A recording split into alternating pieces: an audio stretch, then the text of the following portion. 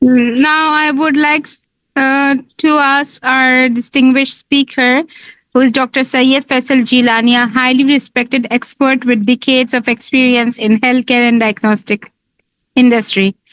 I will.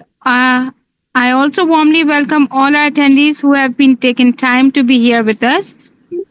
Dr. Jilani, today's topic is food and disease. Dr. Jilani, please continue with that. Thank you. Bismillah ar-Rahman ar-Rahim. Asallallahu al-Azim, Rabbil Arshil Azim, and Yashfiq, Ya Shafi wa Kafiyo. Ameen. Assalamu alaikum wa rahmatullahi wa barakatuh. Everyone, first of all, I would like to thank the chairperson, Mrs. Zinati Yassin, today's host, Mrs. Sobia Manorwala, for the hosting, and also Mrs. Rashida Anwar of World Maven Organization, Ladies Wing, for arranging this webinar and inviting me to speak on one of the most important issues when it comes to you and, of course, your family's health, and that is food and diseases, as you can see. I also welcome you all and thank you for taking the time to join us, who are here in this webinar, and hopefully who will be joining us. I know many of you are busy managing your homes, your careers, and the health of your families. At the same time, many of you might be suffering from chronic fatigue or constant pain, or maybe issues with like weight gain and some other chronic diseases or complication. The question is this just becoming normal for you? I mean, if it is yes, then it is time to revisit your food, because it is the food which creates all the problem. And I can see that many of you are having one or the other problem. So I will probably try to speak in both languages, English and Urdu mix, if it is fine with everybody. So Sobia, is it okay if I speak English and Urdu or just in English? No, it's okay. It's up to you, doctor. You can Both, speak in English or both. नहीं Right. Sobia दोनों languages because Okay. जी, aunty, it's up mix to him. करके बात Right, thanks. Okay. So, yeah, I mean, it is the food which is actually the most important thing and which creates all the problems. यानी आपके kitchen में जो खाना मौजूद है, जो आप रोजाना ज़ाहिर बनाते हैं आप लोग, वो या तो शिफा हो सकता है या फिर तमाम बीमारियों की जड़ हो सकता है. So, what we are going to do is today we will learn the science behind the choices which you make when you cook or when you eat your food. So let's go ahead but before we begin, I think it's just appropriate to just give some housekeeping tips. And as you know, this session is being recorded, and you will receive the, I think, replay link, or maybe it will be uploaded on the website. I think so. And we have our host here, Mrs. Sobia Manorwala, who will be helping us with the Q&As. She is going to take down all the questions and see, so if you have any questions, you can put them in the, if you have a QA box here, you can put Yeah, there's a chat box. They can put it in the chat box and Okay. we'll discuss Right. in the end. Right. And then, once we are through at the end, before the last slide, we'll go with the question and answer sessions. And we'll just make sure, that the questions which you put are they relevant to the topic. So we are about to begin, and I encourage you to stay with me till the end, because the information which we are going to discuss could be truly helpful for you and your family's health. So let's get started and see what are our goals. The goals are very simple here.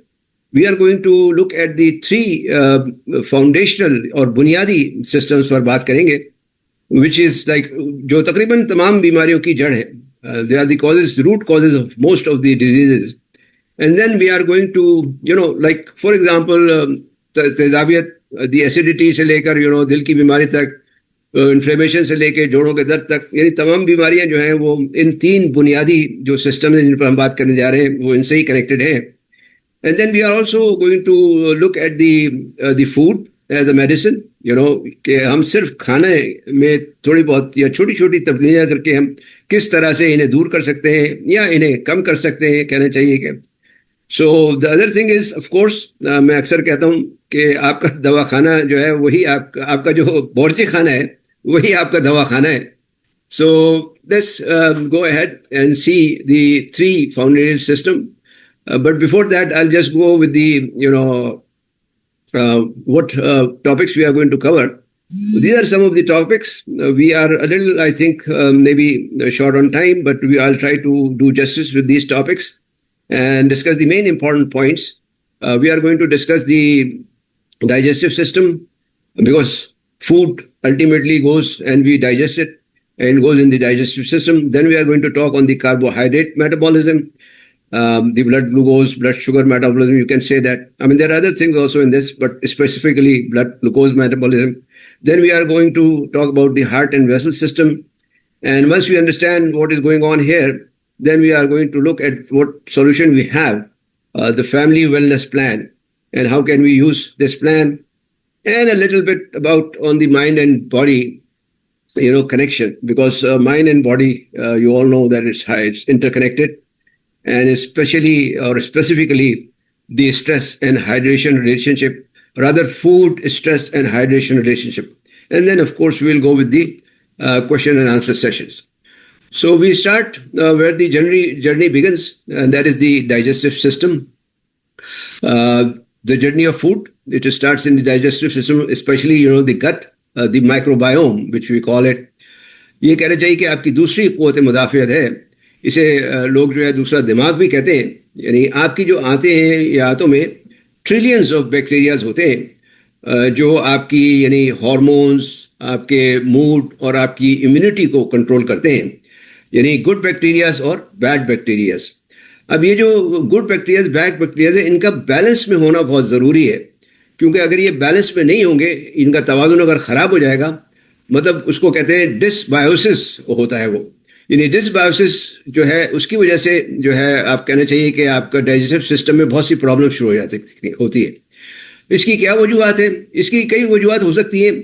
एक तो वजह इसकी ये हो सकती है, I mean it could be loss of beneficial bacteria, यानी good bacterias का लॉस हो सकता है, या over growth of bad bacterias हो सकते हैं. ये मीन्स के जो बैड बैक्टीरियाज हैं वो बहुत ज़्यादा बढ़ जाएं, या फिर जो इनकी जो कहना चाहिए कि बैक्टीरियल डाइवर्सिटी है, मतलब ये मुख्तलिफ किस्म के जो बैक्टीरियाज होते हैं, जैसे आप यहाँ देख रहे हैं लैक्टोबैसिलस है, डिफरेंट किस्म के बैक्टीरिया हैं, स्ट्रेप्टोकोकस वगैरह और डिफरेंट हैं, इनका डिसबैलेंस हो सकता है. इनमें जो है इनकी डाइवर्सिटी में फ़र्क हो सकता है.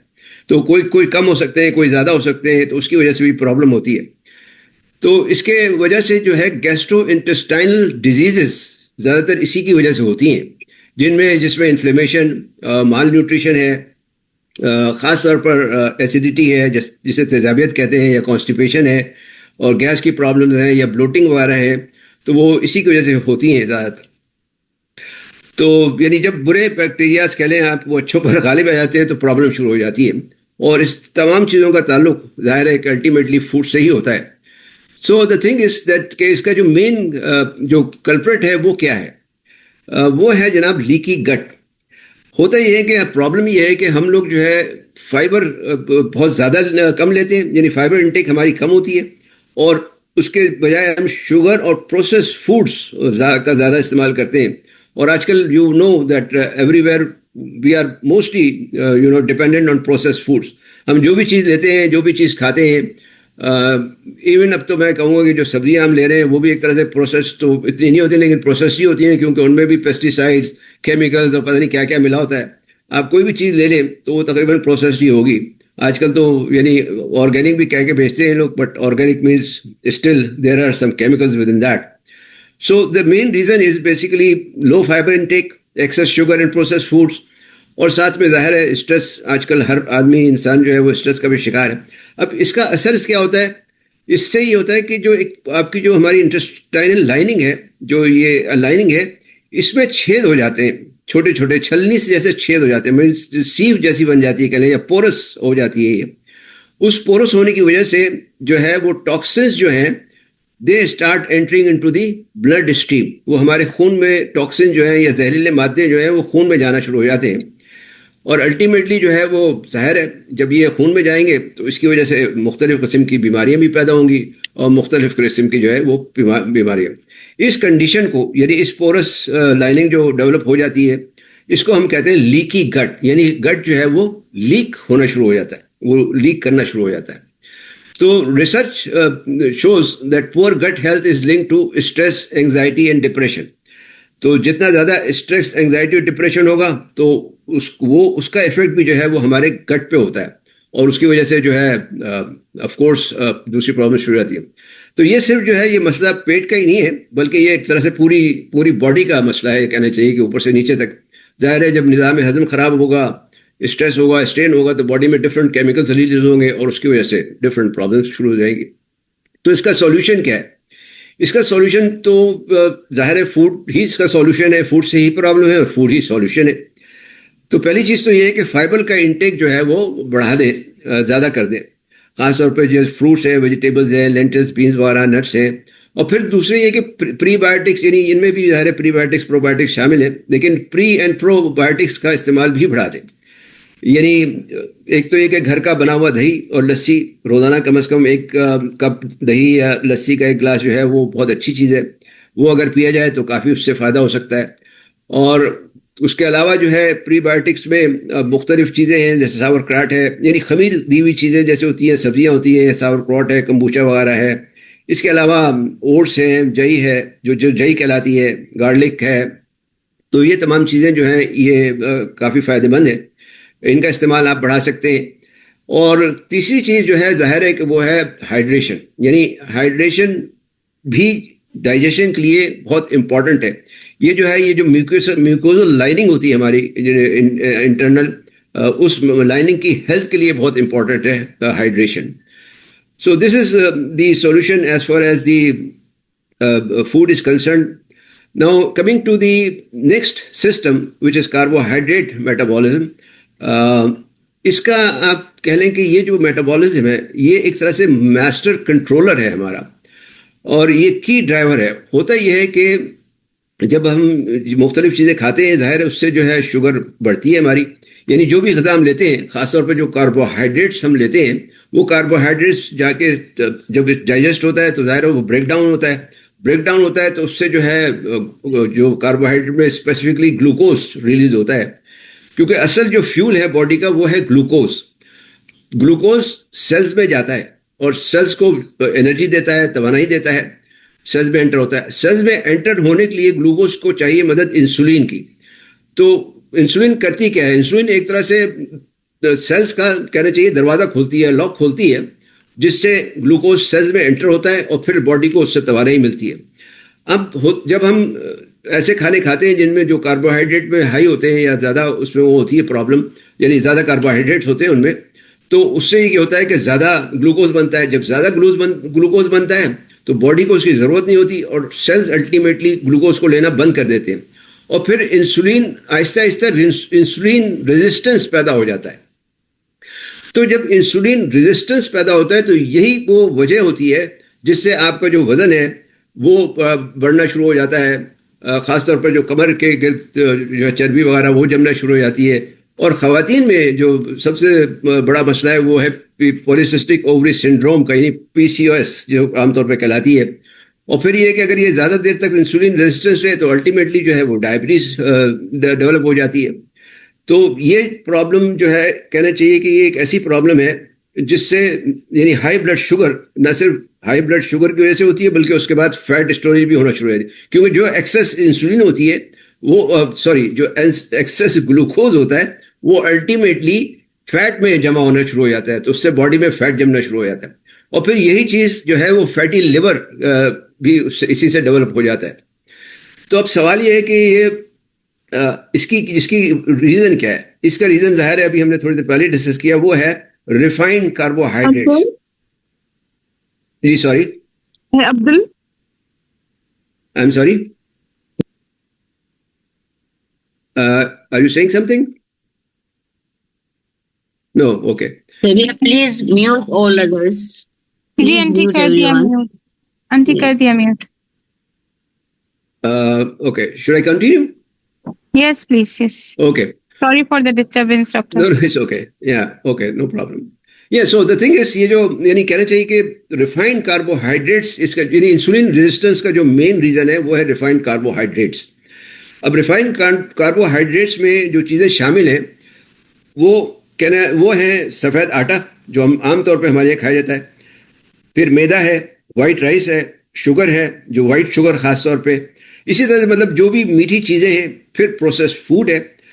ये सब चीज़ें जो खाने से शुगर में यानी इंसुलिन जो है वो उसमें जो है स्पाइक एकदम से होता है ग्लूकोज में, और उसकी वजह से इंसुलिन भी एकदम से तेज़ी से बढ़ती है। तो बेहतर ये है कि रिफाइंड कार्ब को कम से कम करा जाए, और यानी बल्कि छोड़ ही दिया जाए तो ज़्यादा अच्छा है, लेकिन फिर भी कम से कम किया जाए। और कॉम्प्लेक्स कार्बोहाइड्रेट्स जिसे कहते हैं हम, जिसमें स्लो और स्टेडी एनर्जी रिलीज होती है, यानी जब ये कॉम्प्लेक्स कार्बोहाइड्रेट्स हम लेते हैं, जैसे बार्ली है, जो है, ओट्स है, या दालें वगैरह हैं, तो ऐसा नहीं है कि इनमें शुगर नहीं होती या ग्लूकोज नहीं होता, इनमें भी होता है, लेकिन ये देर से हजम होते हैं, और इनकी जो रिलीज होती है ग्लूकोज, वो बहुत आहिस्ता आहिस्ता रिलीज होती है, एकदम से स्पाइक नहीं करती। जब वो एकदम से स्पाइक नहीं करती तो जाहिर है कि वो कहना चाहिए कि इंसुलिन भी एकदम से नहीं बढ़ती, तो इसकी वजह से जो है वो ये कॉम्प्लेक्स कार्बोहाइड्रेट्स इतनी प्रॉब्लम नहीं क्रिएट करते जितनी ये रिफाइंड कार्बोहाइड्रेट्स करते हैं। So this is what happens when we eat and when it goes, inside the stomach and digested. तो इसका जो है फिर क्या हम इलाज कर सकते हैं या इसका सॉल्यूशन क्या है? जैसे यहाँ पे आप देख रहे हैं कि इंसुलिन हैक दिया हुआ है यहाँ पे। तो इसमें सबसे पहले तो और जो इम्पोर्टेंट चीज़ है वो तो ये है कि प्रोटीन और फैट का इस्तेमाल पहले करें, यानी कोई भी खाने से बजाय कार्बोहाइड्रेट पहले या खाने के साथ आप चाहें तो, लेकिन प्रोटीन और फैट साथ में ज़रूर होनी चाहिए, ताकि उसकी जो एब्जॉर्प्शन है कार्बोहाइड्रेट की वो कम से कम हो। तो ये तो एक पहली चीज़ है कि अपने ग़िज़ा में पहले प्रोटीन का हिस्सा रखें या और फैट का हिस्सा रखें, और फिर दूसरे पे कार्बोहाइड्रेट। दूसरी चीज़ जो की जा सकती है वो एक कहना चाहिए कि एप्पल साइडर विनेगर की ट्रिक कह लें आप इसे। वो ये है कि 1 चमचा एप्पल साइडर विनेगर 1 गिलास पानी में आप खाने से पहले जो है वो पी लें। और तीसरी चीज़ जो है वो है मूव, यानी हरकत। आपने सुना होगा कि हरकत में बरकत है, तो यानी 10 मिनट की वॉक खाने के बाद, ख़ास तौर पे वैसे तो वॉक करें आप, आधा घंटा वॉक तो बेहतरीन है अगर कर सकें तो, लेकिन 10 से 15 मिनट तो खाने के बाद और रात के खाने के बाद ख़ास तौर पे बहुत ही अच्छी चीज़ है उसकी, क्योंकि ये जो है फिर ग्लूकोज की स्पाइक को जो है वो रिड्यूस करती है। तो ये तीनों चीज़ें अगर आप करेंगे, यानी अगर आप प्रोटीन पहले ले रहे हैं, एप्पल साइडर विनेगर भी ले लेते हैं और साथ में कुछ आप वॉक भी करते हैं, तो ग्लूकोज की जो स्पाइक है वो काफ़ी हद तक जो है वो इसको रुक जाएगी, वो काफ़ी हद तक कम हो जाएगी, और इस तरह से इंसुलिन रेजिस्टेंस भी जो है वो कम होना शुरू हो जाएगा और उससे प्रॉब्लम नहीं होगी। So let's look and go ahead and see the foundation system 3, and that is heart and vessels. यानी अब ये दोनों चीज़ें, यानी लीकी गट आपका और ये जो कार्बोहाइड्रेट मेटाबॉलिज्म या इंसुलिन रेजिस्टेंस जिसकी हमने बात की, उससे अल्टीमेटली होता क्या है? उससे अल्टीमेटली होता यह है कि मुज़म्मन सोजिश डेवलप हो जाती है, यानी क्रॉनिक इन्फ्लेमेशन डेवलप हो जाती है। इसे आप सिमरिंग फायर कह लें, अंदर ही अंदर एक आग सी सुलगती रहती है, और इसकी वजह से फिर अल्टीमेटली जॉइंट पेन शुरू हो जाता है, जोड़ों का दर्द शुरू हो जाता है, हार्ट डिजीज हो सकती हैं, यानी एथेरोस्क्लेरोसिस वगैरह जो कहलाता है वो हो सकता है, और फिर एक्सेलरेटेड एंटी एजिंग, यानी जो कहना चाहिए कि क्या कहते हैं, उम्र रसीदगी में इजाफा होने लगता है, यानी आदमी जो है अपनी उम्र से बड़ा नज़र आने लगता है, चेहरे पे झुर्रियाँ वगैरह आना शुरू हो जाती हैं।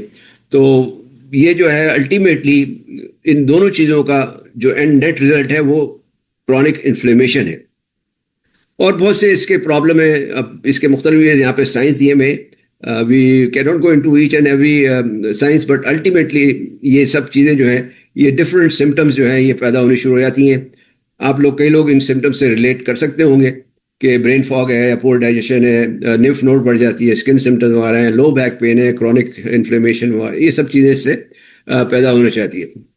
तो इसका जो है दूसरा जो सबसे बड़ा इसका मसला है, यानी अपार्ट फ्रॉम इंसुलिन रेजिस्टेंस और उसकी लीकी गट के, वो है हमारा imbalance between omega 6 and omega 3। यानी जो हम हमारे घर में जो रोगनियात यूज़ होती हैं, यानी कहना चाहिए कि जो तेल ख़ास तौर पे हम जो इस्तेमाल करते हैं, वो तेल ज़्यादातर लोग जो इस्तेमाल कर रहे हैं उनमें ओमेगा 6 बहुत ज़्यादा होता है, और omega 6 is a pro inflammatory fat, यानी ये इन्फ्लेमेशन पैदा करता है। और इसकी वजह से आजकल घरों में जो ख़ास तौर पे ये सनफ्लावर ऑयल है, कॉर्न है, सोयाबीन ऑयल है, ये सारे जितने भी ऑयल्स हैं, कनोला ऑयल है, ये तमाम के तमाम जो है ये ओमेगा 6 इनमें ज़्यादा होती है। और ओमेगा 6 की ज़्यादती की वजह से एक बहुत ही डेंजरस इम्बैलेंस बन जाता है ओमेगा 6 और ओमेगा 3 का। असल जो सेहत के लिए फ़ायदेमंद या मुफीद चीज़ है वो है ओमेगा 3, नॉट ओमेगा 6। तो हमारी जो मॉडर्न डाइट है आजकल वो उसका सबसे बड़ा मसला यही है। तो ज़रूरत इस बात की है कि हम सही रेशो में और सही बैलेंस के साथ ओमेगा 6 और ओमेगा 3 लें, और ओमेगा 3 को बढ़ाएं। और ओमेगा 3 जो है आमतौर पे वॉलनट्स, फ्लेक्स सीड्स वगैरह में पाया जाता है। तो यानी बजाय ओमेगा 6 के ओमेगा 3 को बढ़ाया जाए। अब ओमेगा 3 को बढ़ाने के लिए जो ऑयल्स का इस्तेमाल होता है, ये बात ख्याल रखें इस बात का कि कोई भी कहना चाहिए कि जो अल्ट्रा यूएसटी यानी अल्ट्रा हाई ट्रीटेड ऑयल होता है, जितने भी प्रोसेस ट्रीटेड ऑयल्स होते हैं, वो तमाम के तमाम जो है वो उनमें ओमेगा 6 बढ़ जाता है। और ये ओमेगा 6 सबसे बड़ा नुकसान जो हम लोगों को पहुंचा रहा है आजकल, वो ये ओमेगा 6 ही है। अब इसका सोल्यूशन क्या है? एक तो जाहिर है कि ओमेगा 3 बढ़ाए, दूसरे ये यहाँ पे एक चार्ट भी दिया हुआ है। ये चार्ट में आप देखेंगे कि यहाँ पे मुख्तलिफ चीज़ें बताई हुई हैं, और 100 ग्राम में बताया हुआ है कि उसमें ओमेगा 6 कितना है और ओमेगा 3 कितना है, और इनका रेशो भी बताया हुआ है कि ओमेगा 6 और टू ओमेगा 3 का रेशो भी बताया हुआ है। तो ये भी इसमें बताया हुआ है यहाँ पे। तो अगर आप देखें मिसाल के तौर पर फ्लैक्सीड को अगर ले लें एक मिसाल, तो इसमें जो है ओमेगा 6 जो है 5911 है, और इसका जो ओमेगा 3 है इसमें ये 22,830 है, यानी 100 ग्राम्स है, ये मिलीग्राम्स है, 5911 मिलीग्राम्स है। तो आप अंदाजा लगा सकते हैं कि इसका रेशियो जो है वो 0.26 है सिर्फ। So which means flax seed is something which is very good, it has more omega 3। इसी वजह से आपने सुना होगा लोग फ्लैक्स सीड वगैरह, चिया सीड वगैरह काफ़ी इस्तेमाल करते हैं। इसी तरह से वॉलनट्स है, अखरोट है, इनमें भी अगर आप देखें तो इसमें जो है 38,092 मिलीग्राम है और ओमेगा 6 है, जबकि ये ओमेगा 3 जो है वो 9,079 है, 4.20 है। तो ये जो है आप देख सकते हैं कि इसमें ओमेगा 6 ज़्यादा है। So what we are taking, goal क्या है हमारा यहाँ पे? हमारा गोल है फ्लिप द रेशो, यानी टू रिड्यूस इन्फ्लेमेशन, बजाय ओमेगा 6 के ओमेगा 3 ज़्यादा बढ़ा दें और ज़्यादा मकदार में इस्तेमाल करें। So this is one of the things. So walnuts हम ले सकते हैं, अखरोट है, फ्लैक्स सीड्स है, अलसी है, ये तमाम चीज़ें हम इस्तेमाल कर सकते हैं। और दूसरा जो है इन्फ्लेमेशन कम करने के लिए एक और इम्पॉर्टेंट चीज़ है, जो तेल है हमारा, उस तेल को हमने बदलना है देसी घी से। बेस्ट तो देसी घी है, यानी अगर देसी घी अगर देसी घी आपको मिल जाए और कम इस्तेमाल करें, लेकिन जो को देसी घी में अगर पकाएं तो ज़्यादा अच्छा है। लेकिन उसके बाद ऑलिव ऑयल है, ऑलिव ऑयल में भी पका सकते हैं आप।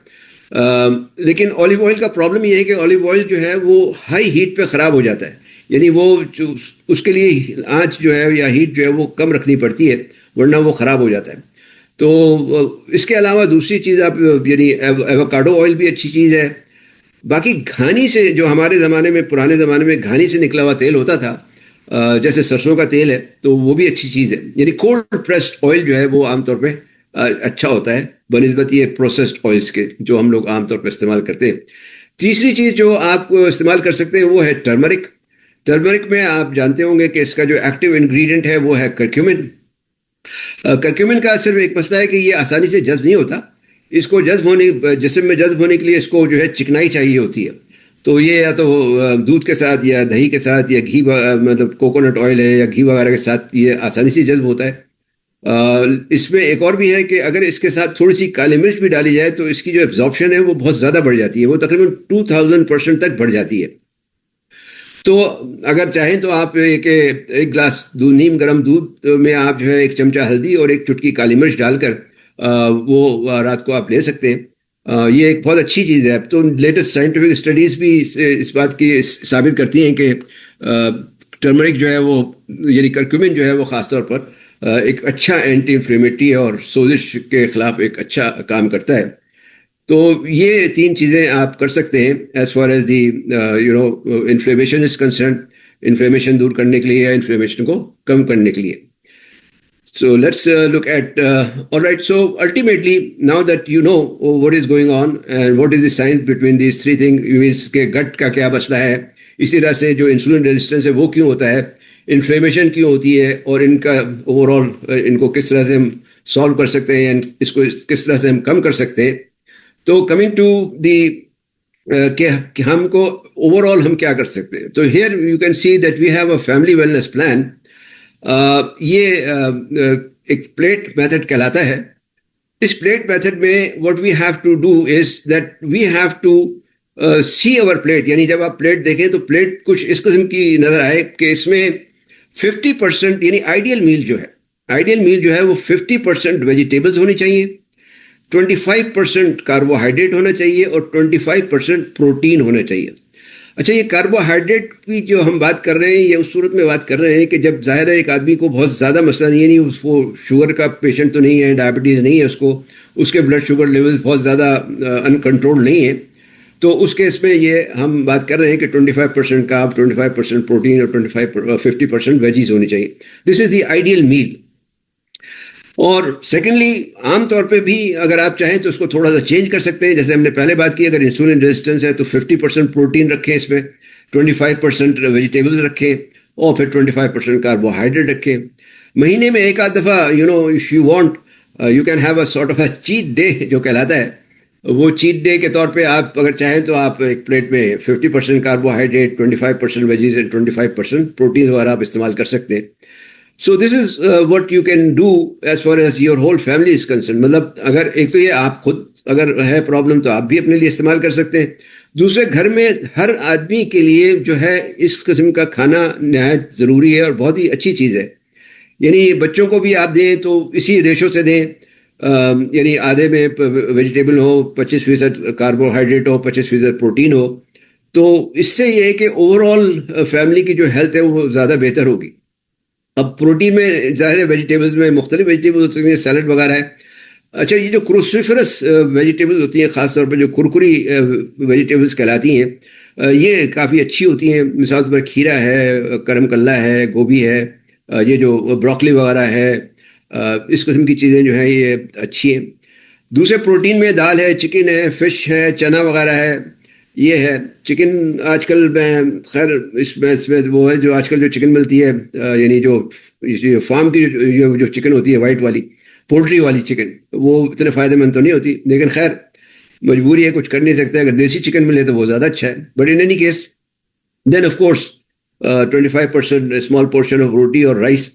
और दूसरा ये कि अगर आप जो है वो अपना रोटी घर में बनाते भी हैं तो रोटी अगर आप घर में बनाते हैं तो ऐसा करें कि बजाय ये कि अगर आप आटा इस्तेमाल करते हैं तो खाली आटा नहीं इस्तेमाल करें. आटे में थोड़ा सा जो है वो जौ का आटा मिला लें, बार्ली मिला लें उसमें, और थोड़ा सा जो है वो बेसन का आटा मिला लें. तो उससे ये होगा कि वो जो रोटी है वो ज़्यादा बेनिफिशियल होगी, ज़्यादा मुफीद होगी, हेल्दी रोटी बनेगी वो. और उससे ये कि वो जो आटा होता है उससे जो शुगर स्पाइक करती है वो स्पाइक नहीं करेगी और वो एक सस्टेन रिलीज होगा एक तरह से. तो देखा जाए तो आपका मूड जो है वो आपके ख़ानदान की सेहत है, तो वो एक इम्पॉर्टेंट चीज़ है. आपका मूड अगर ठीक होगा तो और लोग भी ठीक होंगे. और घर में ज़ाहिर है ख़वातीन का रोल बहुत ही इम्पॉर्टेंट है, न सिर्फ घर में, आजकल तो हर जगह काफ़ी इम्पॉर्टेंट है. तो अगर मूड सही रहेगा तो इंशाल्लाह लोगों के घर वालों की, बच्चों की सेहत भी अच्छी रहेगी. Now, just talking about some small talk on mind and body connection. ये तो आपको पता ही है कि जहन का ताल्लुक जिस्म से है और जिस्म का ताल्लुक जहन से. अगर जहन में कोई परेशानी होगी, स्ट्रेस होगा, टेंशन होगी, जहनी दबाव होगा, तो ज़ाहिर है उससे बॉडी पे असर पड़ेगा. और अगर बॉडी में कोई ख़राबी होगी, कोई बीमारी होगी, उससे जो है माइंड, जहन पे असर पड़ेगा. तो इसका जो सबसे बेहतरीन हल है वो तो ये है कि हाइड्रेशन, पानी, 8 to 10 glasses of water a day. यानी डिटॉक्सिफिकेशन के लिए जो है पानी बहुत इंपॉर्टेंट है. ये आपकी जो डिटॉक्सिफिकेशन होती है या बीमारी का इलाज वो पानी से ही शुरू होता है. तो एक तो पानी की मिकदार अपनी अच्छी रखें, बढ़ाएं. अब पानी में ये कि और भी चीज़ें आप जैसे फ्रूट्स वगैरह ले लेते हैं तो उसमें भी पानी होता है, वेजिटेबल वगैरह लेते हैं उसमें भी पानी होता है, लेकिन ये कि एक ओवरऑल बात हो रही है कि पानी का ज़्यादा से ज़्यादा इस्तेमाल करें और अल्टीमेटली फिर स्ट्रेस को कम से कम करने की कोशिश करें। अगर स्ट्रेस हाई स्ट्रेस होगा तो हाई कोर्टिजोल होगा, हाई कोर्टिजोल होगा तो हाई इंसुलिन होगी, क्योंकि कोर्टिजोल से निपटने के लिए फिर इंसुलिन को काम करना पड़ेगा। इंसुलिन बढ़ेगी तो वेट गेन होगा, क्योंकि जितना भी कार्बोहाइड्रेट है वो फैट में कन्वर्ट होना शुरू हो जाएगा। तो इससे निपटने के लिए, स्ट्रेस को अवॉइड करने के लिए जो एक्शन है वो ये है कि कम से कम 10 मिनट की डीप ब्रीदिंग करें या एक्सरसाइज करें। वॉक एक बेहतरीन एक्सरसाइज है, तो टहलना रात को खाने के बाद खास तौर पे 15-20 मिनट टहल लें, या फिर डीप ब्रीदिंग जो होती है वो करें, तो वो ज़्यादा बेहतर है। क्योंकि अल्टीमेटली होता ही है कि stress makes you crave unhealthy foods, और वो अनहेल्दी फूड्स फिर ज़्यादा खाता है आदमी, जितना स्ट्रेस होगा उतना अनहेल्दी फूड खाएगा। So with this we pause here for the question and answer sessions. So if we have any questions, I think Mrs. Sobia Manorwala, we can जी take doctor, that. Sorry doctor, एक चीज से मैं आपको correct करना चाहूंगी, Mrs नहीं miss Sobia है। Oh, I'm sorry. Secondly, Okay, I'm नहीं नहीं sorry. ठीक है। I'm sorry. दूसरा डॉक्टर, एक क्वेश्चन आया है गुलाम भाई की तरफ से, and he saying that he's first of all he's saying that thank you for arranging this session, it's very informative. Dusra, he's asking something that are these options healthy, using microwave ovens, eating cooked food the next day after refrigerating it? No, If you can I answer didn't this. get it. Can you repeat the question? So the question is, क्या हम microwave oven में जो use करते हैं खाना, deep roast करते हैं या इसको गर्म करने के लिए यूज करते हैं, इज इट हेल्दी, या हम रेफ्रिजरेट करते हैं खाना और नेक्स्ट डे उसको यूज करते हैं खाना, so is it good to use that? देखिए, सबसे इम्पोर्टेंट पहली बात तो ये समझ लें कि माइक्रोवेव में खाना गर्म करना तो इंतहाई अनहेल्दी है, इसलिए कि खाना जो है वो नेचुरल तरीके से गर्म होता है, गर्म नहीं होता, वो बिल्कुल अननेचुरल तरीके से गर्म होता है, क्योंकि उसकी जो माइक्रोवेव की जो साइंस है behind the heating is entirely different. दूसरी ये बात ये है कि कोई भी खाना अगर आप फ्रिज में रख के और दोबारा निकाल के गर्म भी करते हैं ना, तो वो उसमें वो हेल्दी नहीं रहता है जितना कि वो ओरिजिनल जब आपने पहली दफ़ा बनाया होता है, फ्रेश जब होता है, वो जितनी उसमें हेल्दीनेस होती है। तो खाना तो हमेशा, एक तो माइक्रोवेव में तो मैं कभी भी रिकमेंड नहीं करता, मेरे घर में माइक्रोवेव है लेकिन बिल्कुल बहुत ही रेयर इस्तेमाल होता है वो। हम कोशिश करते हैं कि चूल्हे पे ही गर्म करें खाने को। तो खाना हमेशा आप आग पे चूल्हे पे गर्म करें, और कोशिश करें कि ज़्यादा बासी खाना ना खाएं, क्योंकि अल्टीमेटली फ्रिज में रखी हुई चीज़ भी जो है वो आहिस्ता आहिस्ता उसमें डिके तो होता है। यानी गोश्त भी अगर आप रख देंगे, फ्रीज करते हैं बहुत अरसे तक, हम लोग आमतौर पर फ्रीज कर दिया जाता है, लेकिन फ्रीज करने के बावजूद गोश्त में कुछ ना कुछ डीके ज़रूर आ जाता है, फिर जब पकता है तो उसमें होता है। तीसरी बात यह है कि हमारे यहाँ जो खाना पकता है वो उसके जो मसाले हैं वो उनको इतना भूनते हैं हम लोग। मिसाल तौर पर अब हमने हल्दी की बात की, अब हल्दी खाने में पड़ती है हमारे यहाँ, तकरीबन आपके यहाँ हर की पड़ती होगी। तो वो हल्दी जब हम जब ज़्यादा भूनते हैं खाने को और फिर तेज़ आंच पे एक तरह से भुना जाता है, तो वो अल्टीमेटली उन तमाम मसालों की जो इफादियत है या उनका जो हेल्दी इफ़ेक्ट है वो तकरीबन ख़त्म ही हो जाता है। तो उसकी वजह से हमें वो हेल्थी बेनिफिट नहीं मिल पाता उन मसालों का। उसमें चाहे लौंग इस्तेमाल हो रही है या काली मिर्च हो रही है या हल्दी हो रही है, लहसुन हो रहा है या प्याज हो रहा है, व्हाटएवर, तो वो जो हेल्थ बेनिफिट होना चाहिए वो नहीं मिल पाता, बिकॉज उसको इतना भून दिया जाता है कि उसके तकरीबन जो वाइटामिन हैं और जो न्यूट्रिशन वो न्यूट्रिशन जो है वो जी बिल्कुल, न्यूट्रिशन जो है वो उसमें तकरीबन ना होने के बराबर रह जाते हैं। तो ये एक मसला है इसका। Okay, thank you doctor. Second question है हमारे पास, are omega 3 tablets beneficial, the one which they take before sleep? Omega 3, yes. Omega 3 के हाँ कैप्सूल्स आप ले सकते हैं ओमेगा 3 के, वो अच्छे हैं। और सोने से पहले लेना बेटर रहेगा? नहीं, बेहतर तो यह है कि सुबह नाश्ते के साथ लें। ओमेगा 3 जब भी लें सुबह नाश्ते के साथ लें, रात को तो लेने से वैसे ही गैस वैस ज़्यादा बनती है उससे। आमतौर पे अगर आप वो कैप्सूल ले रहे हैं जो लिक्विड जेल आते हैं, जेल कैप्सूल आता है, ओमेगा 3 का आमतौर पर लिक्विड जेल कैप्सूल आते हैं, तो अगर वो ले रहे हैं आप तो वो सुबह ही लें आप, तो बेहतर है। ओके, एक और क्वेश्चन है डॉक्टर हमारे पास। someone asked us, please tell something about gluten free food, is it more beneficial? हाँ, ग्लूटेन फ्री वही बात है, जब खासतौर पर जैसे आटा जो है हमारा, जब हम आटा आप गूंथते हैं तो ज़ाहिर है उसमें ग्लूटेन होता है। ग्लूटेन फ्री फ्रूट जो है वो, इसको जब ग्लूटेन उसमें से निकल जाता है तो उसमें कम से कम जो है थोड़ा सा उसकी जो कहना चाहिए शुगर स्पाइक करने की जो पावर होती है वो थोड़ी कम हो जाती है। तो yes, gluten free is a little better choice than plain आटा या मैदा वगैरह जो इस्तेमाल कर रहे हैं जिसमें ग्लूटेन होता है, या और भी कोई चीज़ जिसमें ग्लूटेन हो, तो वो। जी Okay, next question, doctor. Ji. Hello. How can, hello, who's that? I am Hafsa speaking. Doctor, I wanted to ask you something. आजकल यहाँ यूएई के अंदर बहुत चला है, ये एक नया ट्रेंड है वल्लाह आलम, लेकिन कहते हैं कि किंग एंड वाटर जो होता है ना, जी जी। यानी जो कैंगन वाटर होता है कुछ इसका नाम ऐसा है, यानी it is useful only for 3 days. After 3 days you have to throw that water away. तो इट इज लाइक, हम लोग तो पानी पीते हैं कहते हैं डेड वाटर है, और ये जो मशीन से पानी आता है it is called Kangen water. अच्छा, तो इसके बारे में क्या आपका वो है? बहुत यहाँ लोग एक दूसरे को प्रेशर कर रहे हैं कि you drink this water, this is healthy and this is this and this is that, बहुत चल रहा है आजकल. अच्छा, मैं वैसे I am frankly speaking I am not aware of this water जिसकी आपने बात की, वो यहाँ मैंने अमेरिका में तो अभी तक नहीं सुना। नहीं डॉक्टर साहब, ये किंगडन वाटर जो है ना, ये अल्कलाइन वाटर है, फ्रेश अच्छा, alkaline water. Alkaline water, okay, आप अल्कलाइन वाटर की बात कर रही हैं, ओके। हाँ, तो वो उसका कोई नाम होगा तो वो एक अलग बात है, बट अल्कलाइन वाटर जो है, यस, यानी in a way alkaline water is good, because असल में हमारी बॉडी में जो मेन मसला है वो है एसिडिटी का। यानी जो जैसे अभी हमने फूड वगैरह की बात की ना, तो हमारी और जितने भी बैक्टीरियल ग्रोथ होती है वो एसिडिक मीडियम में ज़्यादा होती है। तो अगर बॉडी में अल्कलिनिटी ज़्यादा होगी तो जो बैक्टीरियल ग्रोथ है वो नहीं होगी, और जब वो नहीं होगी तो लाजमी है कि उससे जो प्रॉब्लम्स क्रिएट होती हैं वो भी नहीं होंगी। तो इट इज ऑलवेज जी। अल्कलाइन तो खाने में भी अल्कलाइन हो सकता है कि हम लोग खुद भी घर में अपने अल्कलाइन वाटर बना सकते हैं, जैसे कि जी, कैंगन वाटर है तो बहुत अच्छा सुनिया मैंने, लेकिन जी। It is for everybody can not afford it. Of course yeah everybody can not afford it. 20,000 dirhams. हाँ जी, हाँ, जाहिर है वो महंगा है वो।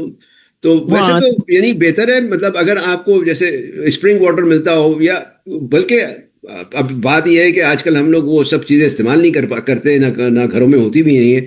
अब जैसे मटका है, अगर मटका में आप जो है मिट्टी का जो मटका होता है, जो हमारे यहाँ आमतौर पे पुराने ज़माने में इस्तेमाल होता था, उसमें अगर आप सिर्फ उसमें ही पानी डाल कर रख लें तो उसमें वैसे ही थोड़ी अल्कलिनिटी पैदा हो जाती है पानी में, क्योंकि वो मिट्टी की वजह से उसमें अल्कलाइन होना शुरू हो जाता है। वही मैं बोल रही थी कि पहले जमाने में तो ये कुछ कैंगन वाटर या फ्रिज का पानी तो कुछ होता नहीं था, यहाँ भी सब तो यही मटके में ही पीते थे, अभी भी लोग जो पीने वाले पीते हैं।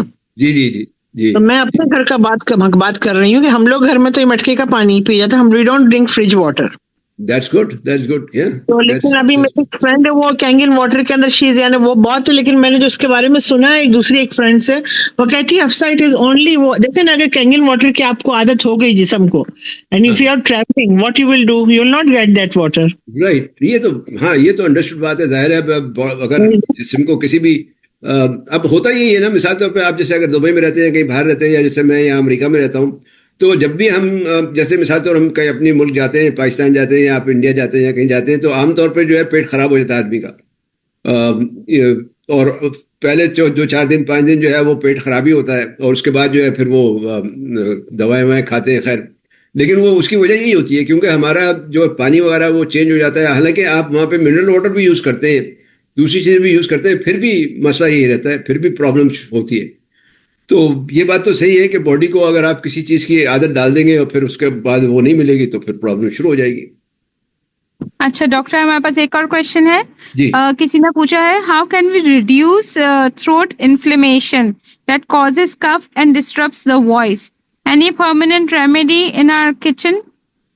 Yes, of course. आप जो है, एक तो आपके पास जो है दारचीनी है, अगर आपके घर में हो सकता है वो ये क्या कहते हैं इसको, मुलेठी अगर हो तो मुलेठी भी हो उसके साथ है, और लौंग, दारचीनी, मुलेठी और लौंग, इसका जो है आप, और अदरक आप जो है वो ले सकते हैं। इसकी जो है वो 1 इंच अदरक का पीस, 1 इंच दारचीनी का पीस, 1 इंच मुलेठी का पीस, या अगर पाउडर है तो आधा चमचा 1 चमचा मुलेठी ले लें, और साथ में 1 लौंग डाल दें। इसकी चाय 2-3 लौंग डाल दें, इसकी आप कहवा बना लें, चाय सी बना लें, 1.5 कप पानी में बॉईल करके चाय से बना लें, वो पिए। और मुलेठी जो है खाली अगर वो उसकी स्टिक हो तो उसको आप चूसे तो उससे भी काफी फर्क पड़ जाता है गले की खराश में और खांसी में।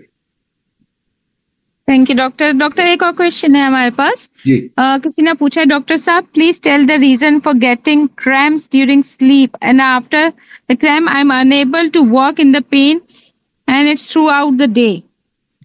राइट। तो क्रैम्प्स जो है काफ्स में क्रैम्प पड़ते हैं, काफ्स में यानी पिंडलियों में। ये नहीं लिखा है उन्होंने। अच्छा, तो अगर मे पिंडलियों बी में, इट कुड बी। हाँ पिंडलियों में क्रैम्प्स अगर पड़ते हैं ना तो इसका पहला रीजन तो होता है डिहाइड्रेशन, यानी पानी का कम इस्तेमाल है। पानी कम इस्तेमाल कर रहे हैं, पानी का इस्तेमाल ज़्यादा से ज़्यादा कर दें। और रात को सोने से पहले, अब ये डिपेंड करता है उम्र कितनी है, लेकिन कोशिश करें कि रात को सोने से पहले कम से कम 1-1.5 गिलास पानी ज़रूर पिए। दूसरा ये कि मैग्नीशियम और पोटेशियम, ये दो चीज़ें हैं, इनकी कमी की वजह से भी जो है वो क्रैम्प्स पड़ते हैं। तो अगर हो सके तो कोई ऐसा सप्लीमेंट जिसमें मैग्नीशियम और पोटेशियम वगैरह हो उसका इस्तेमाल शुरू कर दें, तो उससे क्रैम्प्स में काफ़ी फर्क पड़ सकता है। एक Okay. और इम्पोर्टेंट क्वेश्चन है यहाँ पर जी कि कुक राइस, ये आजकल बहुत चल रहा है कि if you cook the rice and keep in the fridge and take it next day, उसका शुगर लेवल बहुत कम हो जाता है उसमें शुगर। इज इट राइट और रॉन्ग? देखिए, कुक करके उसको रख दें अगर आप, तो हाँ ये बात तो है कि उसमें थोड़ा सा शुगर लेवल कम हो जाता है, लेकिन उसके बावजूद बात ये है कि वो शुगर तो उसमें रहेगी, क्योंकि आफ्टर ऑल वो राइस है। वाइट राइस के बजाय अगर आप ब्राउन राइस कर लेंगे ना तो और उसको कुक करके रखेंगे तो वो ज़्यादा बेहतर रहेगा। ठीक है। सोवेल, यूरिक एसिड का भी एक क्वेश्चन है प्लीज। जी आंटी एक और भी है हमारे पास।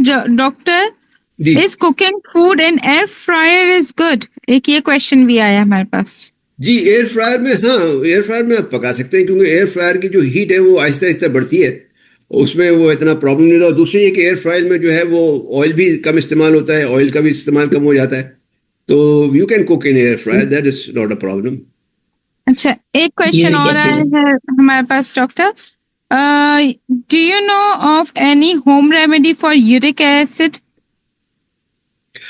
देखिए, हाँ होम रेमेडी यूरिक एसिड के लिए जो है वो है। एक तो ये कि आप जो ये खाने का जो सोडा होता है, क्या कहते हैं इसको, खाने के सोडियम बाइकार्बोनेट जो होता है, खाने का जो इस्तेमाल होता है, उसका आप चाहें तो वो एक चमचा पानी में डाल के आप रोज़ पी सकते हैं, लेकिन बहुत ज़्यादा अरसे नहीं पिए उसे, वो आप पी सकते हैं। अच्छा, दूसरे मैं यहाँ पे एक चीज़ बता दूं, क्योंकि बहुत से लोग मुख्तलिफ चीज़ों का पूछ रहे हैं, अगर आप इजाज़त दें तो मैं इनको बता दूं कि मेरे यूट्यूब चैनल पे बहुत सारी वीडियोस मौजूद हैं जो आप जाके देख सकते हैं। उसमें यूरिक एसिड वगैरह पे, पीकॉस पे, वजन पे, there are so many videos, उसमें बहुत से नुस्खे बताए हुए हैं, तो वो भी आप जाके देख सकते हैं वहाँ पे, और वो काफ़ी डिटेल्स में होती हैं। अभी चूंकि ये मौका ऐसा नहीं है कि बहुत ज़्यादा डिटेल में हम बात करें, तो जाहिर है और फिर वो रेलिवेंट नहीं होता क्वेश्चन। तो अगर आपके क्वेश्चन हो तो आप वो यूट्यूब पे भी जाके देख सकते हैं। मेरी तकरीबन 300 से ज़्यादा वीडियो शायद हैं अभी इस वक्त तक, तो वहाँ भी आप देख सकते हैं जाके। अच्छा डॉक्टर एक और क्वेश्चन आया है हमारे पास। जी। What is mulethi and how can we Licorice. Reduce throat? हाँ, मुलेठी एक जड़ी बूटी है, लिकोराइस कहलाते, इसे अंग्रेजी में लिकोराइस कहते हैं। तो ये आम जो जो दुकानें होती हैं तकरीबन, जो ये ग्रोसरी वगैरह की, तकरीबन हर अच्छी ग्रोसरी पे ये मिल जाएगी आपको। लिकोराइस कहला अंग्रेजी में कहते हैं, इसे उर्दू में हम लोग इसे मुलेठी कहते हैं। बाकी आई डोंट नो कि वो दूसरी डॉक्टर लैंग्वेज साहब, में। पंसारी की दुकान में मिलेगा ये? जी जी, पंसारी की दुकान पे मिल जाती है। वैसे अच्छे, यानी अच्छा जो ग्रोसरी स्टोर होता है आमतौर पे, वो इवन पान वाले जो होते हैं जहाँ पे वो पान वाले भी रखते हैं मुलेठी। आपने आम में इस्तेमाल देखा होगा, लोग पान में मुलेठी डाल के खाते हैं खांसी वगैरह के लिए, गले की खराबी के लिए। अच्छा एक क्वेश्चन और है, how can we reduce throat या नेजल म्यूकस? देखिए, इसके लिए तो अच्छा, इस पे भी वैसे मेरी वीडियो भी मौजूद है, आप चाहे तो वो भी देख सकते हैं। लेकिन ये कि इसके लिए सलाइन वाटर का इस्तेमाल जो है ना वो करना पड़ता है। और सलाइन वाटर आप चाहें तो आप घर पे बना लें, लेकिन घर पे ज़रा वो थोड़ा सा, क्योंकि उसमें इशू हो सकता है उसका हाइजीन का। तो बाज़ार में वैसे मिलती है सलाइन की बॉटल्स। वरना ये कि आप नीम गर्म पानी में थोड़ा सा आधा चमचा के करीब नमक डाल के उसको जो है वो आपने नाक से जो है वो इनहेल अंदर लेना होता है, और मुंह से अगर आप उसको निकालें, थोड़ी आहिस्ता आहिस्ता कोशिश करें तो एक वक्त आएगा कि जब आप उसको सर्कुलेट कर सकेंगे, यानी नाक से पानी अंदर लेके और फिर मुंह से निकालना। तो इससे जो है वो आपका ये जो ड्रिपिंग है ये काफ़ी हद तक बल्कि ख़त्म ही हो जाएगी अगर कुछ अर्से करेंगे तो। Okay. Thank you, doctor. एक है, किसी ने क्वेश्चन पूछा but I couldn't understand. He is writing baking soda question mark. I think अभी आप बेकिंग सोडा के हाँ, बारे वो में जो मैंने बता बताया रहे था थे मेरे बेकिंग हिसाब से। सोडा। बेकिंग सोडा वैसे अभी जो बात हो रही थी अल्कलाइन वाटर के लिए, तो बेकिंग सोडा भी बहुत अच्छी चीज़ है अल्कलाइनिटी के लिए। अगर आप एक बड़ी बोतल में जो है आधा चमचा बेकिंग सोडा डाल दें तो वो पानी खुद ही अल्कलाइन हो जाएगा। दूसरी ये कि बेकिंग सोडा मैंने बताया था उसके लिए यूरिक एसिड के लिए, क्योंकि यूरिक एसिड बेसिकली एक तरह का एसिड है, तो उससे बॉडी में क्योंकि एसिडिटी बड़ी होती है, तो उसके लिए बेकिंग सोडा अगर आप इस्तेमाल करेंगे तो बॉडी में अल्कलिनिटी डेवलप होगी, अल्कलिनिटी डेवलप होगी तो यूरिक एसिड कम होगा। सही। राइट। That's it, doctor. हमारे पास इतने questions. Anyone else wants to ask some question? yes, Sobia, जी आप जी पूछिए। राशांत। ये बॉटल वाटर जो आता है ना, तो जी। वो धूप से इतनी गर्मी से लेकर आते हैं, फिर हम लोग उसको प्लास्टिक में आता है। Which is not good. हाँ, तो आप पूछिए डॉक्टर से। जी, मैंने सुन लिया आपका सवाल कि प्लास्टिक बॉटल जो हम यूज़ करते हैं वो धूप में रखा होता है और जब हम घर पे लेकर आते हैं वो इस्तेमाल करते हैं। तो अच्छा सवाल है आपका, इसलिए कि जब भी ये प्लास्टिक की बॉटल धूप में रखी होंगी वो पानी आप समझे ज़ाया हो गया, यानी वो पानी जो है वो एक तरह से टॉक्सिक बन जाता है, टॉक्सिसिटी बढ़ जाती है उसमें, क्योंकि होता है कि हीट जब पड़ती है प्लास्टिक पे तो उससे जो प्लास्टिक मॉलिक्यूल्स हैं वो रिलीज होते हैं पानी में, और जब वो रिलीज होते हैं और वो पानी जब हम पीते हैं तो वो प्लास्टिक मॉलिक्यूल्स जो है हमारे जिस्म में चले जाते हैं, और वो चूंकि इतने यानी कहना चाहिए कि माइक्रो ऑर्गेनिज्म होते हैं, वो बिल्कुल इतने छोटे छोटे होते हैं कि वो फिर बॉडी से निकल भी नहीं पाते और वो बॉडी में मुख्तलिफ जगह पे जमा होना शुरू हो जाते हैं, और अल्टीमेटली उससे डिफरेंट किस्म की प्रॉब्लम्स हो सकती हैं, बहुत सीरियस किस्म की कॉम्प्लिकेशंस भी डेवलप हो सकती हैं। तो यस, जो धूप में रखा पानी जो है वो बिल्कुल भी इस्तेमाल नहीं करना चाहिए। स्पेशली डॉक इधर का टेम्परेचर जब समर में बहुत हाई रहता है ना, आई नो, तो they bring it in the carts and बिल्कुल जी बिल्कुल।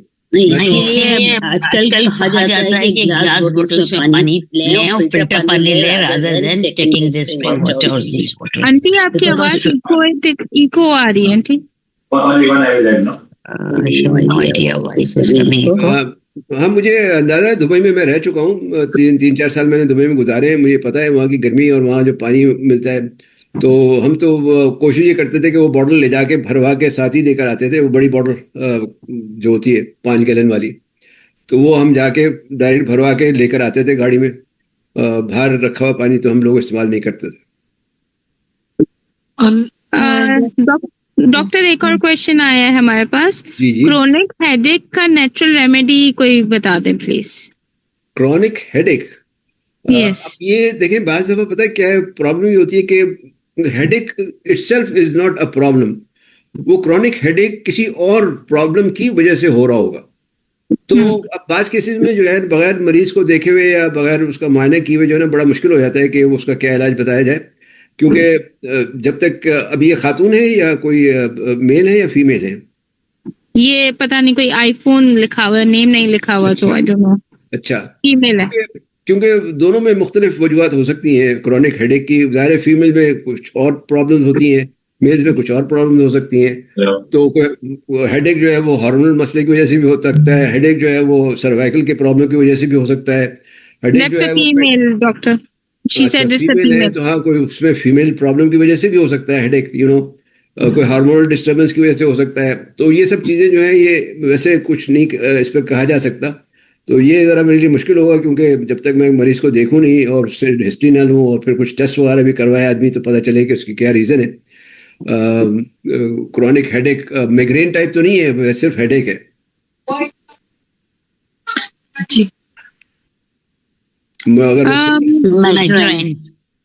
उनका रिप्लाई नहीं आया। एक क्वेश्चन और है हमारे पास। जी, What's the solution to the water bottles then? It is pretty much available, on the only source available here. नहीं तो उसका So तो what's the तरीका देखिए, solution उसका for that? तरीका तो यही है कि आप कोशिश करें कि आप जो है अगर आपने वो जो छोटी बॉटल्स होती हैं वही इस्तेमाल करनी है तो कोशिश करें किसी ऐसी जगह से लें जहाँ पे वो एहतियात से रखते हैं, वो उसको अंदर साए में रखी होती हैं। लेकिन अब कुछ कहा नहीं जा सकता, इसलिए कि जब वो मैन्युफैक्चर होती है, फिर मैन्युफैक्चर होने के बाद वो किस तरह से डिस्ट्रीब्यूट होती है, वो डिस्ट्रीब्यूटर के पास कैसे रखी जाती है, डिस्ट्रीब्यूटर से वो रिटेलर के पास कैसे आती है, और फिर रिटेल वाला उसे अंदर स्टोर कैसे करता है, फिर मतलब ये काफ़ी मुश्किल काम है। अब वो जाहिर है आजकल तो मजबूरी है कि हम बस अपनी एहतियात ही कर सकते हैं। अब ये वही बात है कि भाई अब जो खाना हम खा रहे हैं, जो सब्ज़ी भी खा रहे हैं, वो भी उसमें भी पेस्टिसाइड्स हैं, केमिकल्स हैं, अब उसका कोई इलाज तो है नहीं हमारे पास। मजबूरी है, कुछ ना कुछ तो करते ही हैं, लेकिन कोशिश करते हैं अपनी जितनी हो सके कि कम से कम यानी टॉक्सिन जो है वो बॉडी में जाए। देखें, एक चीज़ और भी मैं यहाँ पे क्लियर कर दूँ, बहुत ही इंपॉर्टेंट चीज़ है वो, जो लोग आमतौर पर समझते नहीं है, और जो मेरी फ़िलासफ़ी है वो ये है कि अल्लाह ताला ने इंसान को कुदरती चीज़ों के लिए बनाया है, और अगर हम उसमें यानी नेचुरल चीज़ों के लिए बनाया है, अब अगर हम उनमें कोई भी उसमें बॉडी में अननेचुरल चीज़ डालते हैं, यानी गैर कुदरती चीज़ डालते हैं, यानी कोई केमिकल डालते हैं, कोई ऐसी दूसरी चीज़ डालते हैं, तो उससे लाजमी ये बॉडी का एक रिएक्शन होता है, और वो रिएक्शन की मुख्तलिफ सूरतें हो सकती हैं। वो किसी बीमारी की सूरत में, किसी क्रॉनिक डिजीज़ की सूरत में, किसी और सूरत में ज़ाहिर होता है। तो हमेशा कोशिश ये करनी चाहिए कि नेचुरल, जितनी भी नेचुरल चीज़ मुमकिन हो वो इस्तेमाल की जाए, और जहाँ तक मुमकिन हो। अब आजकल के हालात में तो ये एक तरह से कहना चाहिए नामुमकिनात में से, लेकिन वो कहते हैं ना, choose the least evil among the evils, यानी कि आपको जो कहना चाहिए कि जो भी चीज़ बेहतर मिल रही हो वो इस्तेमाल करें तो ज़्यादा अच्छा है। सही। एक क्वेश्चन है डॉक्टर हमारे पास, in regards to good and bad cholesterol, can we have beef steak twice or thrice a week? Because few doctors say it is fine. What is your advice? Dietitians are also advising that it's fine. भाई मसला ये है कि अगर cholesterol high है तो भाई मैं ये कहूँगा कि बीफ खाने ही क्यों है, वजह क्या है कि स्टेक खाने की। मतलब असल बात वही, हम चूंकि फूड एंड डिजीज पे बात कर रहे हैं, तो फूड का सारा प्रॉब्लम जो है ना वो मुंह उसका जायके, हमारे जायके से है। अब हम लोगों का मसला ये है कि हम लोग अपने जायके पे काबू नहीं पाते, हमें जो है वो कहना चाहिए कि वो बस चाहिए होता है खाना चटपटा हो, रोगनी हो, मज़ेदार हो, तो मतलब महीने में एक आध दफ़ा तो मैं कह सकता हूँ कि चले ठीक है, आपने अगर स्टेक खानी है तो आप खा लें। वो भी ये कि मतलब डिपेंड करता है, अब ये कि स्टेक खानी है तो कितनी क्वांटिटी में खा रहे हैं, हफ्ते में 2-3 दफ़ा तो मैं नहीं रिकमेंड करूँगा, that is not recommended, because that might be very high in cholesterol ultimately. तो कोशिश करें कि कम से कम यानी इस्तेमाल हो, और अगर स्टेक खानी है तो चिकन की बना के खा लें, चिकन के पीस की बना के खा सकते हैं। But if cholesterol nahi hai, so then it's advisable to eat red meat for twice or thrice a week. Red meat वैसे नुकसानदेह इतना नहीं है, हाइप ज़्यादा है, इतना नुकसानदेह नहीं है जितना हमने बना दिया। लेकिन हाँ देखिए, किसी भी चीज़ का एक्सेसिव इस्तेमाल जो है ना वो ख़राब है, कोई भी चीज़ की ज्यादती जो है ना वो सही नहीं है। तो हफ्ते में एक आध दफ़ा, 15 दिन में एक आध दफ़ा खा ले आदमी तो कोई हर्ज नहीं है। और वैसे जो रेड मीट हमारे यहाँ जो आमतौर पे खाया जाता है, जैसे गाय का गोश्त जिसे हम कहते हैं, या व्हील वगैरह का जो होता है, वो इतना नुकसानदेह नहीं होता। और दूसरा जो रेड मीट होता है, ये जो लोग यहाँ पे खाते हैं, वो ज़्यादा नुकसानदेह है। या वो भैंस का गोश्त है, या उसका बुल का जो मीट है। जी जी। एक क्वेश्चन है हमारे पास doctor, it's regarding the gas, best home remedy for gas. अच्छा क्वेश्चन है। गैस के होम लिए रेमेडीज फॉर गैस। हाँ, गैस के लिए अब फिर वही बात आती है। देखें, अगर मैदा ठीक होगा तो गैस खुद ही ठीक हो जाएगी। प्रॉब्लम है मैदे में जो गैस बना रहा है, और प्रॉब्लम है उस खाने में जो खाया जा रहा है जिसकी वजह से गैस बन रही है। तो अगर आप वो वजह ख़त्म कर देंगे तो गैस बनना भी बंद हो जाएगी। और बाकी ये कि अगर कोई गैस की, देखें वही बात हो रही है कि गैस में हमने अभी थोड़ी देर पहले बात की थी कि ब्लोटिंग और गैस किस वजह से होती है, वो गट की प्रॉब्लम की वजह से, लाइनिंग की, जो गट में हमारे जो बैक्टीरियाज हैं उनकी इम्बैलेंस की वजह से ही होती है अल्टीमेटली। तो वो बैलेंस अगर आप ठीक कर लेंगे तो उससे वो ठीक हो जाएगा। तो प्रीबायोटिक एंड प्रोबायोटिक का इस्तेमाल करें, खासतौर पर ये प्रीबायोटिक्स का इस्तेमाल करें, जैसे सावर क्रॉट है या कम्बुचा वगैरह है, उसका इस्तेमाल करें। बाकी कुछ स्टेन्स भी मिलते हैं बैक्टीरियाज के, उसकी जो दवाएं होती हैं वो भी इस्तेमाल की जा सकती हैं।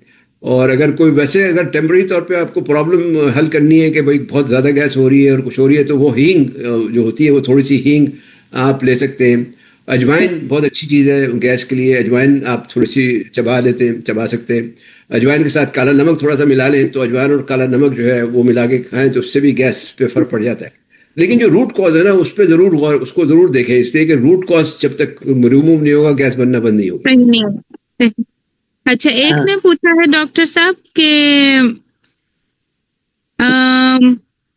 हाँ, ये वही लेडी है जो कह रही है कि जिनको माइग्रेन हेडेक का जिन्होंने बात की थी, वो कह रही है जिनको माइग्रेन है and pain is at the back side of the head, she is mentioning about it.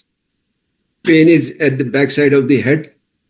तो Yeah. अब ये देखें, अब यही बात है कि ये इनकी एज कितनी है, अगर पूछ सकते हैं इनकी एज कितनी है इनकी? 43. 43। अच्छा, तो ये अब इसमें ये है कि मेरा अब ये इनको चेक कराना पड़ेगा, क्योंकि इसकी जो है यानी जो सर्वाइकल होता है पीछे गर्दन में जो मोरे होते हैं गर्दन के, वो कहीं उनमें तो प्रॉब्लम नहीं है, उसकी वजह से अगर कंटिन्यूस हेडेक है और हर वक्त रहता है तो हो सकता है उसकी वजह ये हो। और दूसरी ये कि कहीं कॉन्स्टिपेशन तो बहुत ज़्यादा नहीं रहता है इनको, अगर कॉन्स्टिपेशन बहुत ज़्यादा रहता हो तो उसकी वजह से भी वो हेडेक हो सकता है। और बाकी जो है मेंस्ट्रुअल साइकिल वगैरह में डिस्टर्बेंस हो, हार्मोनल प्रॉब्लम हो तो उसकी वजह से भी हो सकता है। अब ये चेक कराना पड़ेगा कि किस वजह से हो। Okay. Yeah. So far that's it, Dr. Saab, question answer session. All And right. thank you so much, Dr. Saab. Now I would like to call Zeenat Andy for the ending session and Can I dua. just ask one question? I'm very sorry. Can I ask doctor one question, please? Yes, please. Go ahead. Doctor, can you just tell us briefly how organic are these organic foods? Actually, the ones that are available, and because they charge such a lot, and I mean, are they really worth it? Yes, that is what is the. I just talked about that, because whatever we call organic is not necessarily pure organic. That that time is gone when we used to get the pure organic food from the from the soil. The problem is that the same soil which was used to produce, let's say for example, 5 kg of a grain from the same area and from the same soil, now they are producing like maybe 20 tons of grain or 20 kgs of grain from the same area. So the thing is that what they are doing is that they are artificially producing these grains and these vegetables and all these different, even the fruits and everything. So now if you look at the fruits, like the fruits which are available in the US, I can tell you, they say it is organic. Now, for example, I give you an example. When I buy the bananas and I bring them home, those bananas, they are good for at least 15 days. Nothing happens to those bananas. Now, I really get amazed that they say that it is organic and nothing is happening to these bananas. They are as good as, for 15 days and nothing happens to them. Whereas when we used to get bananas when I was young, if you buy a banana and take home, the next day or within 2 days, they used to get, stale. They used to get basi ho jate the, kale pad jate the. They used to get black. So the thing is that the things which they say organic are actually not purely organic, but they are a little better than the inorganic things. That's the only way. That's the only thing I can say. So actually, we are paying far more than what they are really worth. It means Yeah. Yes, sure. Yeah, you are right. You are right. Yeah. So we can go. So we can You're go right. in for ordinary foods. That means it's not necessary to go in for organic, right? I know. I understand. Yeah, we are paying a lot more for organic than regular food. Yes. Yes. Okay. Thank you, doctor. Thank you very You're much. welcome. Okay. You're welcome. Assalamu alaikum. Sorry, my voice is okay. गूंज रही है अभी। Aunty, आपके दो side से लगता है open है, आपको कोई नहीं। लैपटॉप या वो बंद करना होगा तो फिर सही हो जाएगा। नहीं, कोई चीज तो मैंने बंद कर दिया है। अच्छा, अभी भी आ रही है आवाज? Yeah, अब echo. बेटर है। Okay, two things I would Now say it's better, aunty. about the before we close about the water. देखिए यहाँ पर we have a lot of different type of filters to filter the water. One of our Mammon group is making it too. I don't remember the exact name, maybe WaterSafe or something. ये बहुत अच्छे filters हैं, अपने घर में filter लगाएं, आप ये स्विंग वाटर छोड़ें फिल्टर में, ग्लास बॉटल में पानी, और जो आप लोग गाड़ी में लेके जाते हैं वो एक छोटे थर्मस आते हैं जो स्पेशली पानी के लिए होता है, टेक इट दैट थर्मस। सो ये एक प्रॉब्लम प्लास्टिक वाला सोल्व हो जाएगा। दूसरा, और किचन थिंग्स में एक और चीज है जिसका हमने भी जिक्र नहीं किया है, and that is isabgol. जी Spagol, yes. People know Spagol. There's psyllium. ये बहुत अच्छी चीज है. अगर एक गिलास रोजाना आप एक चमची पिए तो बहुत सी stomach ailments including constipation, including acidity कम हो जाता है. It is very helpful. Am I right, doctor? Yes, you're right.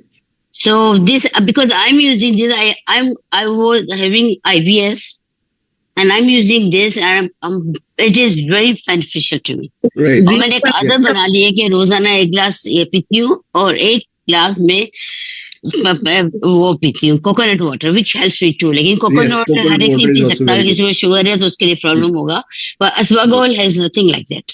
Right. तो जीनत आंटी, टाइम कौन सा कभी पीना चाहिए हस्बगोल? Any time. I prefer mostly before I go to bed evening में. वैसे ये आप सही कह रही हैं कि रात को सोने से पहले अगर पिए आप तो ज्यादा अच्छा रहता है, इसलिए कि फिर वो सुबह तक जो है वो काफी उससे बुरा नहीं लगता. 1-2 दिन आपको लगेगा. उसका when you get used to, अगर आपको बुरा लग रहा है उसमें 2-3 ड्रॉप्स रोज वाटर डाल दें, खुशबू भी अच्छी हो जाएगी और पी सकेंगे आप उसको. Can I give a suggestion, small suggestion doctor? Yes please. Doctor, मैं अपने आप के, हम लोग के घर का जो है वो बताती हूँ. My mother had chronic constipation since she was in her 20s. Okay. And now my mother is mashallah she is in her 80s. तो we had problem. हम लोग ने दुनिया की सब दवाइयाँ इस्तेमाल करी, यानी सब जो हम लोग जिसने बताया हम लोग ने सब इस्तेमाल करे. डॉक्टर की दवाई करे, हकीम की दवाई करे, थोड़े दिन 1-2 महीने ठीक हो जाते थे, फिर वही मम्मी की हालत वैसी हो जाती थी और बहुत हो जाती थी कभी कभी. तो अलमुहिम, लेकिन मेरी एक दोस्त है, अल्लाह उसको अच्छा रखे, उसने मुझे कहा कि यहाँ एक कंपनी, अमेरिकन फॉरएवर कंपनी उसको बोलते हैं, वो एलोवेरा बनाते हैं वो लोग. जी. तो वो मैंने मम्मी को भी देना शुरू किया है. मतलब लास्ट 8 years मैंने मम्मी को देना शुरू कर दिया. 6 to 8 years हुए हैं अभी. अल्लाह का शुक्र, अल्लाह का एहसान है, अल्हम्दुलिल्लाह. Her constipation is gone. Right. Her acidity is gone, अल्हम्दुलिल्लाह. और बहुत इनके जब माइग्रेन भी चला गया, अल्हम्दुलिल्लाह. And she is on no medication any more. That's great. Yeah. Blood pressure का भी लेता था. Aloe vera is a very good thing for the skin. Blood pressure, heart की गोली, शुगर की और सभी गोली लेती थी. जब कोलेस्ट्रॉल की सब गोलियां लेती थी मम्मी. 20-25 साल तक मम्मी ने ली, लेकिन अल्लाह का शुक्र मम्मी सब वो गोलियां मम्मी की अभी छूट गई है, अल्हम्दुलिल्लाह. नहीं, एलोवेरा बहुत अच्छी चीज है. अब वो जाहिर है कि एलोवेरा जो है वो पेट के लिए और कब्ज के लिए. और my mother is got prolapse uterus also. Okay, alright. तो वो उनके लिए तो डॉक्टर ने चलो रिंग लगा दी पैसरी, वो तो हो गया अल्हम्दुलिल्लाह. लेकिन she was getting infections every week. Right. तो डॉक्टर ने फिर एलोवेरा का दूसरा भी उसका एलोवेरा का ड्रिंक है, वो मैंने दिया है, मम्मी को देती हूँ अभी भी. तो उसकी वजह से मम्मी के अल्लाह का शुक्र है ये भी प्रॉब्लम सॉल्व हो गया. कॉन्स्टिपेशन इज नो मोर, अल्हम्दुलिल्लाह. She can eat. ग्रेट. या तो ये भी एक राइट. यही चीजें हैं. अब देखें ये अगर एलोपैथिक दवाओं में अगर आप लगे रहेंगे ना तो वो कभी भी ठीक नहीं होगा. वो ठीक नहीं होगा. सही है. वो आप सारी जिंदगी खाते रहे, वो अल्टीमेटली वो दवा का असर भी खत्म हो जाएगा और वो दवा काम करना भी छोड़ देगी. 20-25 साल जिनटेक खाया है. डॉक्टर ने खाली 15 days के लिए दिया था, लेकिन मम्मी ने 20-25 साल खाया है. राइट. That's not good. आप इस ब्रांड का नाम प्लीज ग्रुप पे शेयर कर लीजिए. इस ब्रांड की आप एलोवेरा ले रहे हो. we can give you a seminar also. My friends give seminar. Zoom पे भी आप देख सकते हैं सेमिनार को उसके. Just share the number. We will try to arrange one. Okay. Thank you so much for that. Doctor का time है ना. Right. So we'll have Okay. Thank you very much, Dr. Jilani, for being with us Right. so You are long. welcome. You are welcome. And thank you so much, all the audience who are listening and seeing us. And thanks a lot for WMO management and all the staff who worked. Thank you, Sobia. Thank you, Rashida. And thank you, Anil, for providing us this Zoom, and whoever is recording. Thanks a lot. Sabka thank bahut you, shukriya. And one more thing, we are going to start this on the platform WMO Ladies Wing. Every 2 weeks there will be a doctor. We'll call this doctor for the webinar on different topics. Very good. It will be helpful for our community as well as others, whoever would like to join. Thank you very much. This is in our next agenda. Inshallah, very soon we will inform Inshallah. everyone about it. Thank you very much. Jazakallah You are welcome. Thank you very much. Assalamu alaikum wa Thank you very much. rahmatullahi wa Thank you very much. Can I have a Allah word, Ta'ala please? Allah Can I ताला आप have सब लोगों को सेहतमंद तंदुरुस्त और शादाबाद रखे Ameen, ameen. Ameen. Hello, doctor. जी Thank you so much. It was really amazing. Every single इतना डिटेल में आप हर चीज समझाएं. And I'm so sorry आज इतने attendees नहीं हुए क्योंकि आज बहुत weddings हैं यहाँ पर दुबई में. नो प्रॉब्लम जी जी. No And problem. but Weekends are a problem here in Dubai. Too yeah, much of Even in weekends on Bangalore. Friday, Saturday, and Sunday. हाँ, नहीं, Doc, but we इंशाल्लाह- love में to भी have. शादियां हैं. जी इंशाल्लाह जी, दोबारा डॉक्टर। जब मौका होगा तो दोबारा कर लेंगे कोई मसला नहीं है Inshallah. Thank you. Thank you. Jazakallah khair. Jazakallah thank you so khair. Miss Sobia and Mrs Rashida and thank you Most welcome, doctor. Thank you so much. Thank you very Jazakallah much. khair. I'll just take your leave now. All right. Thanks. Thank you. Yeah. Jazakallah.